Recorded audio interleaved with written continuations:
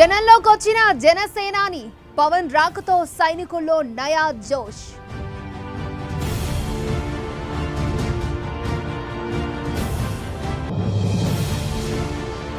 శ్రీనివాస్ గౌడ్, నిరంజన్ రెడ్డిలది తలోదారి. ఏ మంత్రితో కలిసి ముందుకు సాగాలో మరి.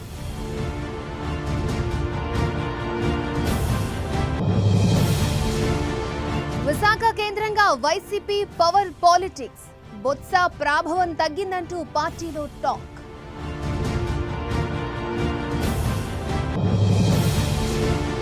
తండ్రి కొడుకుల మధ్య పొలిటికల్ వార్. రమేష్ రాథోడ్పై పోటీకి స్థాయి అంటున్న రితేష్.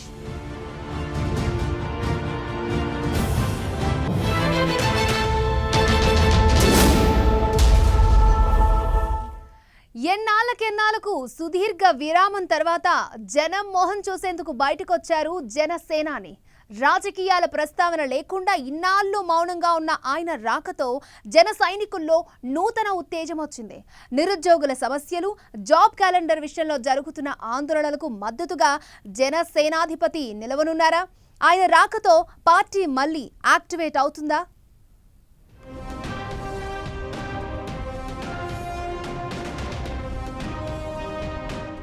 జనసేన అధినేత పవన్ కళ్యాణ్ చాలా నెలల తరువాత మళ్లీ పబ్లిక్ లోకి అడుగుపెట్టారు. కరోనా ఫస్ట్ వేవ్ సమయంలో ఓసారి కనిపించిన ఆయన సెకండ్ వేవ్ సమయంలో అస్సలు కనిపించలేదు.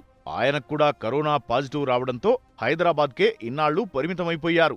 రాజకీయాల్లో పవన్ చురుగ్గా కనిపించకపోవడంతో జన సైనికుల్లో కూడా నిరాశ, నిస్పృహలు ఆవహించాయి. బీజేపీతో కలిసి ముందుకు సాగాలని నిర్ణయించుకున్న కమలనాథులు చేపట్టిన ఏ కార్యక్రమంలోనూ జన సైనికులు కనిపించలేదు.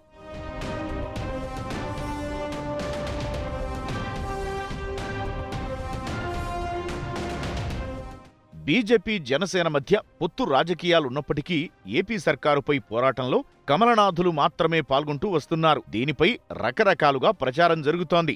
అసలు ఈ రెండు పార్టీల మధ్య పొత్తు ఉందా లేదా? పవన్ కళ్యాణ్ ఎందుకు పార్టీ గురించి పట్టించుకోవడం లేదనే ప్రశ్నలు వెల్లువెత్తాయి. దాదాపు 8 నెలల తరువాత ఏపీలో అడుగుపెట్టారు పవన్ కళ్యాణ్. కొన్ని నెలల క్రితం వరకు కనీసం ట్విట్టర్ వేదికగా అయినా సమస్యలపై స్పందించిన ఆయన ఆ తరువాత ఆ పని కూడా చేయలేదు.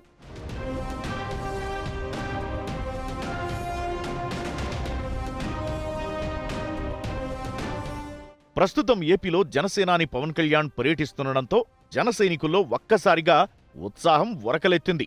రాష్ట్ర ప్రభుత్వం ప్రకటించిన జాబ్ క్యాలెండర్పై విమర్శలు వెల్లువెత్తుతున్నాయి. నిరుద్యోగులు నిరసన ప్రదర్శనలు నిర్వహిస్తున్నారు. రోడ్లెక్కి ఆందోళనలు చేపడుతున్నారు. ఇప్పటికే ఈ విషయమై నిరుద్యోగులకు అండగా నిలుస్తామని ప్రతిపక్ష తెలుగుదేశం పార్టీ ప్రకటించింది. నిరుద్యోగులతో ఆ పార్టీ జాతీయ ప్రధాన కార్యదర్శి లోకేష్ చర్చలు కూడా చేపట్టారు. ఇప్పుడు తమ సమస్యలను పవన్ను కలిసి విన్నవించుకున్నారు నిరుద్యోగులు. పార్టీలో చర్చించిన తరువాత పూర్తిస్థాయి కార్యాచరణకు దిగుతామని హామీ ఇచ్చిన పవన్ ఆ దిశగా చర్యలు మొదలుపెట్టారు.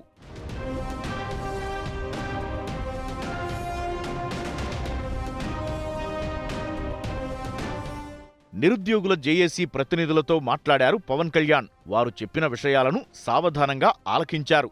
నిరుద్యోగులకు తమ పార్టీ మద్దతుగా ఉంటుందని భరోసా ఇచ్చారాయన. అంతకుముందు కరోనా బారిన పడి మరణించిన వారి కుటుంబాలకు సంతాపాన్ని ప్రకటించారు పవన్ కళ్యాణ్. కరోనా మరణాలు తనను తీవ్ర ఆవేదన కలిగించిందని పేర్కొన్నారు. అంశాల వారీగా రాష్ట్ర ప్రభుత్వంపై పోరాటం సాగించేందుకు జనసేనాని సిద్ధమవుతున్నారని పార్టీ వర్గాలు అంటున్నాయి. పవన్ రాకతో మళ్లీ పార్టీ శ్రేణులు యాక్టివ్ అయ్యాయని చెబుతున్నాయి.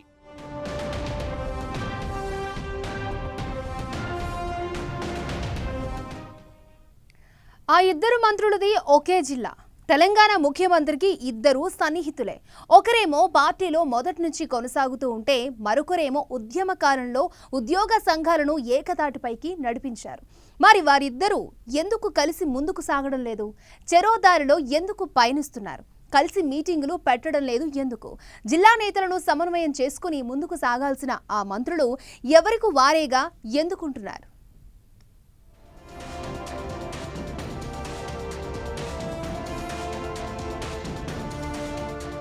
ఉమ్మడి మహబూబ్నగర్ జిల్లాలో 2 సామాజిక వర్గాలకు ప్రాధాన్యం ఇవ్వాలన్న ఉద్దేశంతో సీఎం కేసీఆర్ ఇద్దరు నేతలకు మంత్రులుగా అవకాశం కల్పించారు. వారిద్దరూ తెలంగాణ ఉద్యమంలో కీలక పాత్ర పోషించినవారే.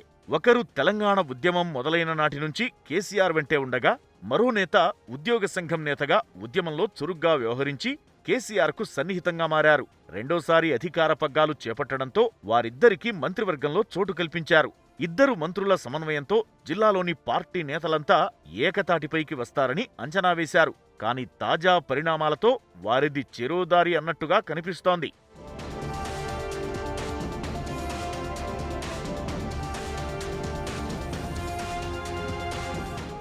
రాష్ట్ర వ్యవసాయ శాఖ మంత్రి సింగిరెడ్డి నిరంజన్ రెడ్డి, ఎక్సైజ్ క్రీడల శాఖ మంత్రి శ్రీనివాస్ గౌడ్లు కృష్ణానదీ జలాల వివాదంపై, జిల్లాకు రాష్ట్రానికి జరుగుతున్న అన్యాయంపై ఎప్పటికప్పుడు ఏపీ ప్రభుత్వాన్ని ఎండగడుతున్నారు. ఇదే సమయంలో నిరంజన్ రెడ్డి తన నియోజకవర్గంతో పాటు తన నివాసంలో అనుచరులుగా ఉన్నవారితో కలిసి మీడియా సమావేశాలు ఏర్పాటు చేస్తున్నారు. శ్రీనివాస్ గౌడ్ తన మద్దతుదారులతో కలిసి తెలంగాణ భవన్, శాసనసభాపక్ష కార్యాలయాల్లో మీడియా సమావేశాలను ఏర్పాటు చేస్తున్నారు. దీంతో ఎవరి వెంట ఉండాలో తేల్చుకోలేకపోతున్నామని కొందరు నేతలు వాపోతున్నారు.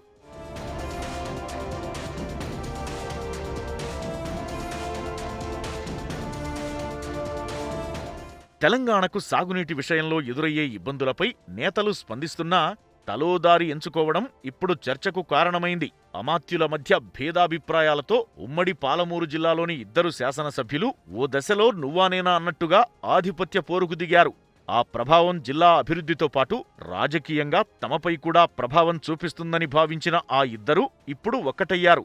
దీంతో జిల్లాపై ఆధిపత్యం చెలాయించే యత్నం చేసిన ఓ మంత్రి ఇప్పుడు అటువైపు కూడా చూడడం లేదన్న ప్రచారం జరుగుతోంది. ఉమ్మడి జిల్లాలోని ఎమ్మెల్యేలు ఇప్పుడు మంత్రుల మధ్య భేదాభిప్రాయాలు తమపై పడకుండా జాగ్రత్తలు పడుతున్నారని అంటున్నారు.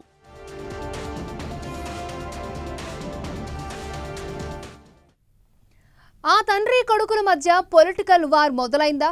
తండ్రి కాషాయ కండువా కప్పుకుంటే కొడుకు హస్తం పార్టీలోనే కొనసాగుతున్నాడు. వచ్చే ఎన్నికల్లో తండ్రితో పోటీకి సై అంటే సై అంటున్న ఆ కుమారుడెవరు? తండ్రితో పాటు పార్టీ మారకుండా ఆ కొడుకు కాంగ్రెస్లోనే ఎందుకుండిపోయారు? తండ్రి తీసుకున్న నిర్ణయం ఆయనకు నచ్చలేదా? ఇంతకీ ఆ తండ్రి కొడుకులు ఎవరు? కొత్త పార్టీలో దూసుకుపోదామనుకున్న ఆ తండ్రికి కుటుంబ పోరు తప్పదా?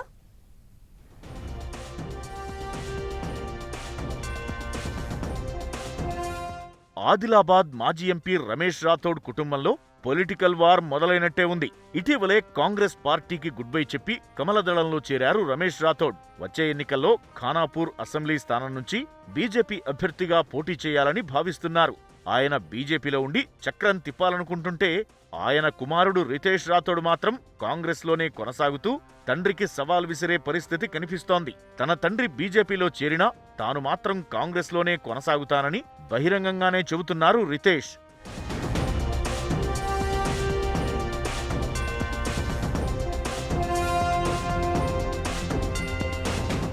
తెలుగుదేశం పార్టీలో అనతి కాలంలోనే బలమైన నేతగా ఎదిగిన రమేష్ రాథోడ్ జడ్పీ చైర్మన్ గా, ఎమ్మెల్యేగా, ఎంపీగా పనిచేశారు. 2014 ఎన్నికల్లో సిట్టింగ్ ఎంపీగా ఆదిలాబాద్ లోక్సభ స్థానం నుంచి టీడీపీ తరఫున పోటీ చేసి ఓడిపోయారు.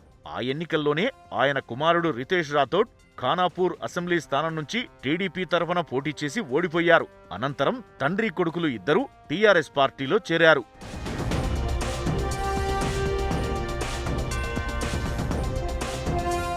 2018 అసెంబ్లీ ఎన్నికల్లో టీఆర్ఎస్ టికెట్ దక్కకపోవడంతో కాంగ్రెస్లో చేరిన రమేష్ ఖానాపూర్ నుంచి పోటీ చేసి ఓడిపోయారు. అనంతరం జరిగిన లోక్సభ ఎన్నికల్లో ఆదిలాబాద్ లోక్సభ స్థానం నుంచి కూడా పోటీ చేసి ఓటమి పాలయ్యారు. 2 సార్లు ఓడిపోవడంతో కాంగ్రెస్లో లక్ లేదని తాజాగా ఈటల రాజేందర్తో కలిసి బీజేపీలో చేరారు రమేష్ రాథోడ్.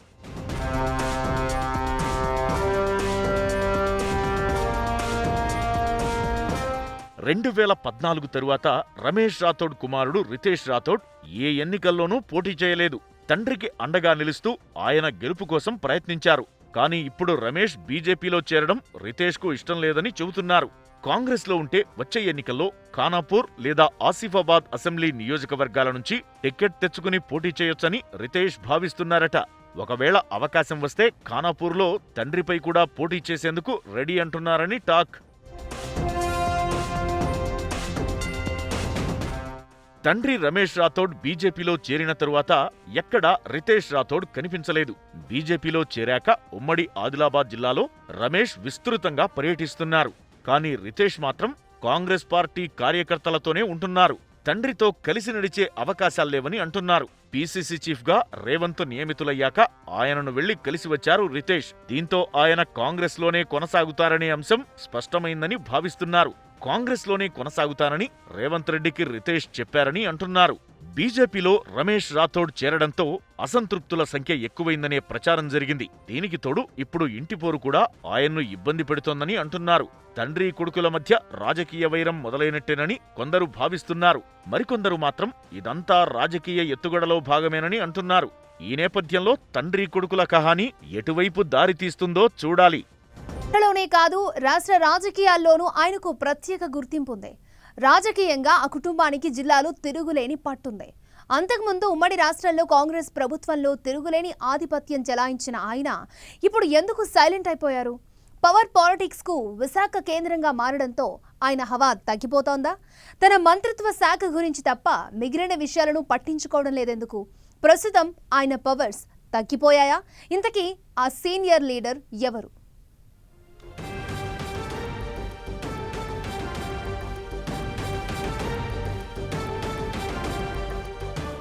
ఉత్తరాంధ్ర రాజకీయాలకు రాష్ట్ర రాజకీయాల్లో ప్రత్యేక స్థానం ఉంటుంది. ఈ ప్రాంతం నుంచి కీలక నేతలుగా ఎదిగి పవర్ పాలిటిక్స్ చేసిన వారెందరో ఉన్నారు. ముఖ్యంగా విజయనగరం జిల్లా ఈ పవర్ పాలిటిక్స్ కు కేంద్రంగా ఉండేది. గతంలో కాంగ్రెస్ ప్రభుత్వం కావచ్చు, మొన్నటి టీడీపీ కావచ్చు, ప్రస్తుత వైసీపీ ప్రభుత్వం కావచ్చు, ఈ జిల్లా నుంచి రాష్ట్ర రాజకీయాల్లో చక్రం తిప్పే నేతలు మనుగడలో ఉండటం విశేషం.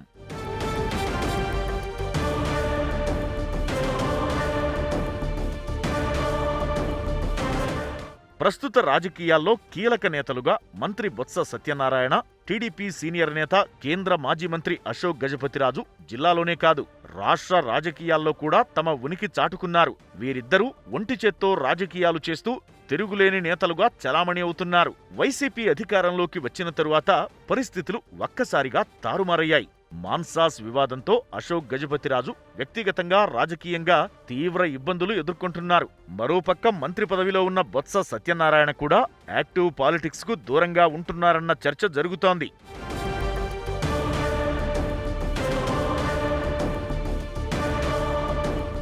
ముఖ్యంగా మంత్రి బొత్స విషయంలో గతానికి ఇప్పటి పరిస్థితులకు చాలా వ్యత్యాసం కనిపిస్తోందన్న టాక్ నడుస్తోంది. ఒకప్పుడు జిల్లా, రాష్ట్ర రాజకీయాల్లో చక్రం తిప్పిన బొత్స వైసీపీ ప్రభుత్వంలో పవర్ పాలిటిక్స్ కు దూరమయ్యారన్న చర్చ సాగుతోంది. రాష్ట్ర రాజకీయాలతో పాటు ప్రభుత్వ వ్యవహారాలన్నీ సీఎం జగన్ కనుసన్నల్లోనే జరుగుతుండటంతో బొత్స వంటి కీలక నేతలు పవర్ పాలిటిక్స్ కు దూరమయ్యారని అంటున్నారు. ఈ నేపథ్యంలో ఉత్తరాంధ్రలో విశాఖ కేంద్రంగా పవర్ సెంటర్ ఆవిర్భవించిందన్న అభిప్రాయాలు వినిపిస్తున్నాయి.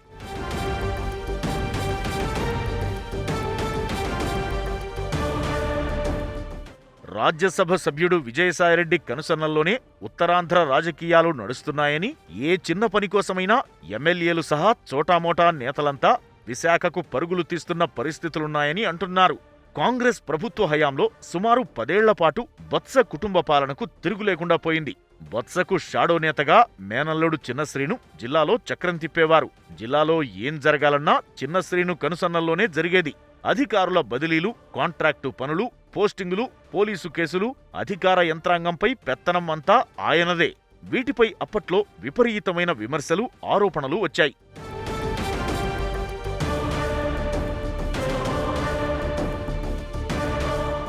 బొత్స దూకుడుకు కళ్ళెం వేసేవారు లేకపోవడంతో ఒకానొక పరిస్థితిలో ఆయన సీఎం పోస్టు కూడా పోటీపడ్డారు.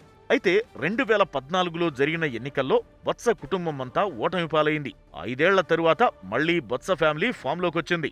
మళ్లీ అధికారం చేజిక్కించుకున్న బొత్స కుటుంబం జిల్లాలో మునుపటి హవా చలాయిస్తుందని అంతా భావించారు.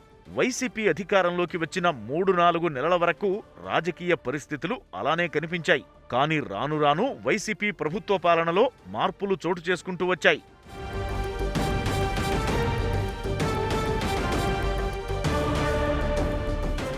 జిల్లాలో బొత్స కుటుంబం హవా క్రమంగా సన్నగిల్లుతూ వచ్చింది. విశాఖ కేంద్రంగా ఎంపీ విజయసాయిరెడ్డి తిష్టవేయడం, అందరి చూపు తన వైపు తిప్పుకునేలా ఆ ప్రాంత రాజకీయాలను శాసిస్తుండటంతో జిల్లాలో బొత్స కుటుంబం ప్రభ క్రమంగా తగ్గుతోందని అంటున్నారు. చివరికి బొత్స సారథ్యంలో పదవులు వెలగబెడుతున్న నేతలు కూడా ఏ చిన్న పనైనా విశాఖకు పరుగులు తీస్తున్నారు.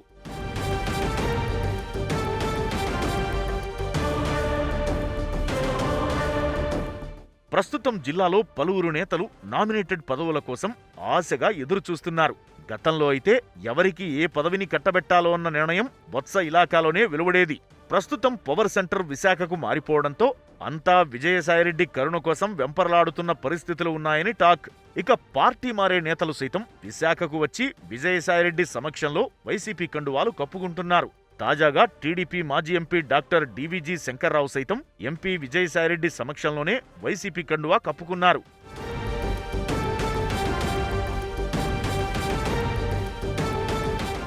విజయనగరం కార్పొరేషన్ ఎన్నికల్లో సైతం మంత్రి బొత్స మాట చెల్లలేదనే చెప్పాలి. బొత్స అనుచరులుగా ముద్రపడ్డ వైసీపీ నేతలకు పార్టీ బీఫాం రాకుండా ఎమ్మెల్యే కోలగట్ల వీరభద్రస్వామి అడ్డుపడినా బొత్స కుటుంబం నిస్సహాయంగా ఉండిపోవాల్సి వచ్చింది.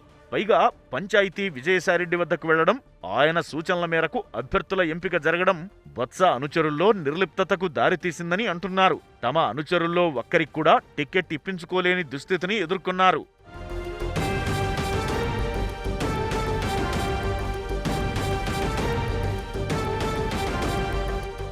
ఇక ఇటీవల కార్పొరేషన్ ఎక్సఫీషియో సభ్యుల ఎన్నికల్లోనూ సత్తిబాబు వర్గానికి రిక్తహస్తం ఎదురైంది.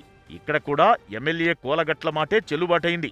ఒకప్పుడు తన మాటే శాసనంగా తన మేనల్లుడు చిన్నశ్రీను పవర్ సెంటర్గా రాజకీయాలు నడిపిన సత్తిబాబు ఇప్పుడు సైలెంట్ అయిపోవడం తన అనుచర వర్గానికి మింగుడుపోవడం లేదు.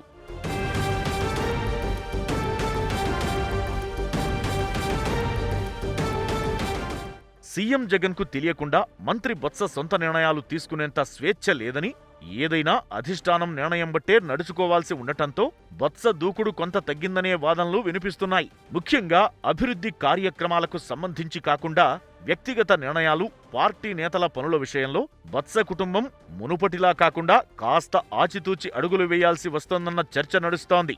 అధికారుల బదిలీలు, నియామకాలకు సంబంధించి నిర్ణయాలు తీసుకోవడం ప్రస్తుత పరిస్థితుల్లో అంత తేలిక కాదన్న విషయాన్ని కూడా చర్చించుకుంటున్నారు. క్రమంగా జిల్లాలో బొత్స మార్కు పాలన తగ్గిపోతుందన్న ప్రచారం జరుగుతోంది. మున్ముందు జిల్లాలో ఎలాంటి రాజకీయ పరిణామాలు చోటు చేసుకుంటాయో వేచి చూడాలి.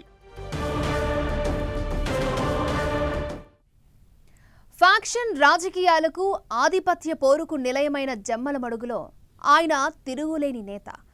ఎన్నికల్లో టీడీపీ ఓటమి పాలైన తర్వాత కమలదళంలో చేరిన ఆయనకు పార్టీలో మంచి గుర్తింపే లభించింది. ఇప్పుడు మరొక కీలక పదవి దక్కుతుంది అనే ప్రచారము జరుగుతోంది. ఆ పదవి పార్టీ పరంగా దక్కనుందా?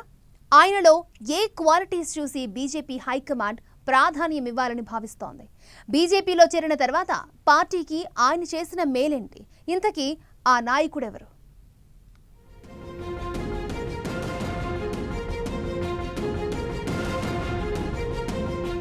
కడప జిల్లా రాజకీయాల్లో దేవగుడి ఫ్యామిలీకి ఓ ప్రత్యేకమైన గుర్తింపు ఉంది.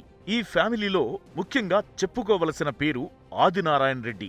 ఎప్పుడూ సరదాగా కడప యాసలో పలకరించే వ్యక్తిగా మంచి గుర్తింపు ఉంది.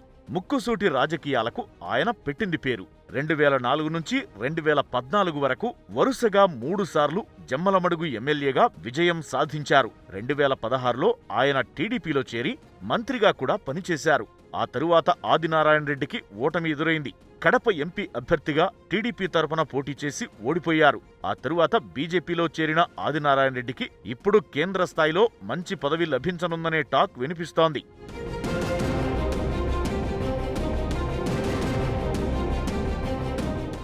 2019 ఎన్నికల్లో టీడీపీ ఓటమి తరువాత ఆదినారాయణ రెడ్డి బీజేపీలోకి జంప్ అయ్యారు. పార్టీలో చేరిన కొన్ని నెలలకే పార్టీ రాష్ట్ర ఉపాధ్యక్షుడిగా పదవినిచ్చింది ఆ పార్టీ. జమ్మలమడుగులో పార్టీల కంటే వ్యక్తులు, వర్గాల మధ్యే ఎక్కువగా రాజకీయాలు నడుస్తాయి. ఇటీవల జరిగిన పంచాయతీ ఎన్నికల్లో ఏపీలో ఎక్కడా బీజేపీ జెండా ఎగరలేదు. కానీ జమ్మలమడుగులో 28 మంది సర్పంచ్ అభ్యర్థులను గెలిపించి ఆదినారాయణ రెడ్డి తన సత్తా ఏంటో చూపించారు.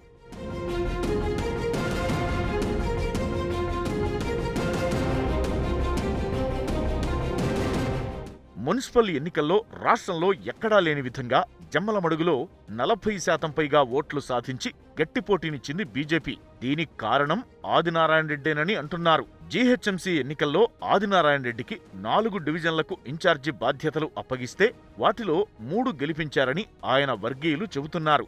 తిరుపతి ఉప ఎన్నికల్లో బీజేపీ పార్లమెంటు ఇన్ఛార్జిగా ఆదినారాయణ రెడ్డిని నియమించిన సంగతి తెలిసిందే. తన నియోజకవర్గం నుంచి వందలాది మంది కార్యకర్తలతో తిరుపతిలో ముమ్మరంగా ప్రచారం చేయించారు.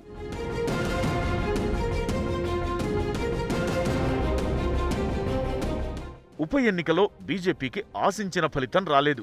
కానీ ఆదినారాయణ రెడ్డికి పార్టీలో మంచి పేరు వచ్చిందని ఆయన వర్గం నేతలు చెబుతున్నారు. వ్యక్తిగతంగా ఆయనకు ఇమేజ్ పెరగడంతో పాటు ఏపీలో బలమైన రెడ్డి సామాజిక నేత కావడంతో పార్టీలో ప్రాధాన్యం ఇవ్వాలని భావిస్తున్నారని టాక్. ఈ నేపథ్యంలో ఆదికి ఏపీ బీజేపీలో కీలక పదవి ఇవ్వడానికి అధిష్టానం రెడీగా ఉందని ఆయన వర్గం అంటోంది. బీజేపీ జాతీయ అధ్యక్షుడు జేపీ నడ్డా మద్దతు ఆదికి ఉందని అంటున్నారు.